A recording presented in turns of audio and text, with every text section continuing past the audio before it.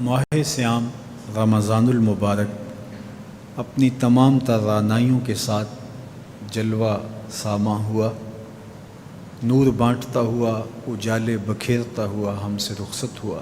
اللہ جل شانہ نے اس ماہ منور میں ہمیں جن توفیقات سے مالا مال کیا، نیکی، تقوی اور دیگر امور خیر کی سعادت ہمارا مقسوم ہوئی، تو ہم اللہ کی بارگاہ میں یہ دعا کریں کہ ماہ سیام گزرنے کے بعد بھی وہ اعمال خیر ہماری زندگی کا حصہ رہیں۔ کہیں ایسا نہ ہو کہ جو محنت سے، فاقہ کشی سے، راتوں کے قیام سے، غد بصر سے اور دیگر اعمال خیر سے ہم نے برکات پائیں، وہ ماہ سیام کے گزرنے کے بعد ہم گواہ بیٹھیں۔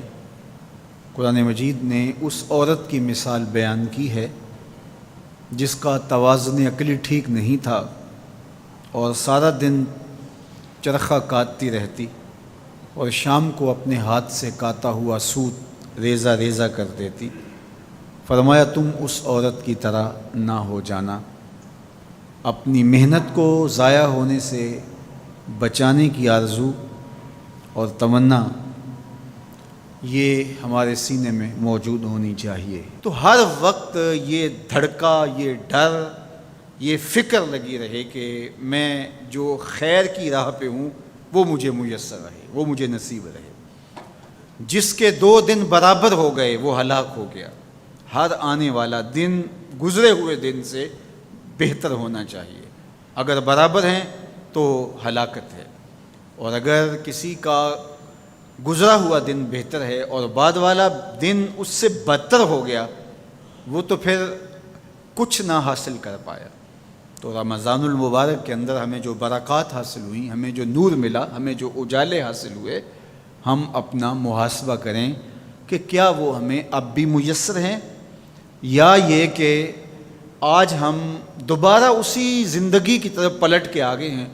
ماہ سیام میں جس زندگی کا نور ہمیں نصیب ہوا تھا، جو روشنیاں ملی تھیں، ہم بالکل ان کو کھو چکے ہیں، اور 29 شعبان کو ہم جہاں کھڑے تھے، 1 شوال کو بھی ہم وہیں کھڑے ہیں۔ تو پھر یہ بات سوچنے کی ہے۔ کوئی شخص کسی ڈاکٹر کے پاس جا کے علاج معالجہ کرواتا ہے اور وہ 1 مہینے یا 2 مہینہ تک اس کو دوا دیتا ہے، اور دوا کے بعد وہ کہتا ہے اب دوائی تم چھوڑ دو اس لیے کہ تم صحت یاب ہو چکے ہو۔ تو دوائی چھوڑنے کے بعد پھر دوبارہ وہ مرض لوٹ آتا ہے، عود کر آتا ہے، تو پھر اس کا مطلب یہ ہے کہ اس کو شفا نہیں ملی، اور پھر ڈاکٹر اس کو کہے کہ نہیں چلو 1 ماہ پھر دوائی لے لو، اور 1 ماہ دوائی استعمال کرنے کے بعد پھر دوبارہ وہ وہیں کھڑا ہوتا ہے، اور تیسرے ماہ، چوتھے ماہ، تو پھر وہ دوائی کارگر تو نہ ہوئی کہ جب تک دوائی آپ لیتے رہے تب تک تو بہتری رہی، اور جب دوائی چھوڑ دی تو پھر وہیں کے وہیں رہے۔ تو رمضان المبارک گویا ہمارے لیے اللہ کی رحمتوں کا ایک ماہ خاص ہے، اور اس میں ہم اپنے باطن کی تہذیب اور اندر کی بیماریوں کا علاج کرتے ہیں۔ اور جب ہم یہ 1 مہینے کا کورس کر چکے ہوں تو ہم اپنے آپ کو دیکھیں کہ ہم کہاں کھڑے ہیں۔ ہمیں کوئی فائدہ ہوا ہے فاقے کاٹنے سے، بھوک کاٹنے سے، راتوں کو قیام کرنے سے، اعتکاف میں وقت گزارنے سے؟ اور اگر کچھ بھی نہیں، جہاں ہم تھے وہیں ہم کھڑے ہیں، تو پھر ہمیں سوچنا چاہیے کہ ہم نے صحیح طرح سے دوا نہیں لی، یا پھر دوا ٹھیک نہیں تھی، اور یہ دوا بالکل ٹھیک ہے۔ ہمارے رب نے کہا لعلکم تتقون، اس کا لازمی نتیجہ یہ ہے کہ تمہیں اتقاء کا اجالہ نصیب ہوگا، تمہیں نور ملے گا۔ تو پھر ہم سے کوئی کوتاہی ہوگی، ہم سے کوئی غلطی ہوگی، اس لیے ہم اللہ کی بارگاہ میں عرض گزار ہوں کہ مالک جو تم نے ہمیں نور عطا کیا ہے، جو روشنی دی ہے، وہ اجالے کہیں بجھنے نہ پائیں۔ اور وہ کیا ہے؟ وہ نور ہدایت کا نور تھا۔